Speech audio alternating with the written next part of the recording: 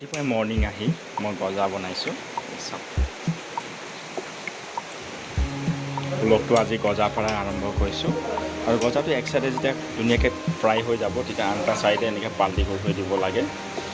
ঠিক আছে, আৰামত পাল্টি কৰিব নহ'লে ভাগি যাব। দেখিছেনে? এনেকৈ পাল্টি কৰি থাকিব লাগিব।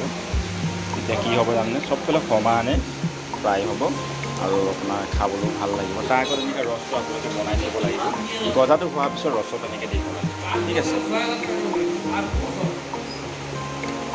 আপোনালোকে ধুনীয়াকৈ পাল্টি কৰি থাকিব ধুনীয়াকৈ।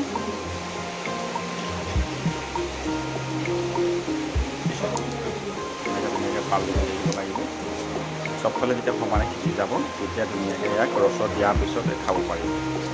গৰম গৰম খাবলৈ খুব টেষ্ট হয় গজাত দেই, গৰমে খাব সদায়।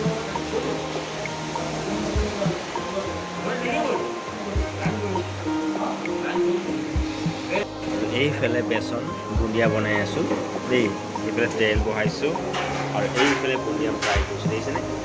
বুন্দিয়াটো প্ৰথম ফ্ৰাই কৰি ল'ম, তাৰপিছত ৰস দিয়া হ'ব।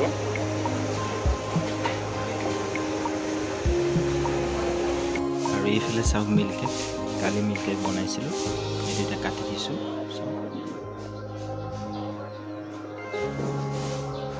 কিমান এটা ধুনীয়া কালাৰ হৈছে দেখিছেনে? এইটো কালাৰটো নিজেই হৈ যায়, ইয়াত বেলেগ কালাৰ দিব নালাগে। যেতিয়া গৰম গৰম আপোনালোকে নমাই থৈ দিব, ৩-৪ ঘণ্টা সময় লাগিব ঠাণ্ডা হ'বলৈ, তেতিয়া এই ভিতৰত এই কালাৰটো নিজে হৈ যায়।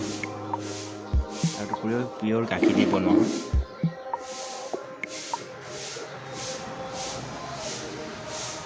আৰু এইফালে চাওক মালাই বনাই দিলোঁ, দেখিছে মালাই।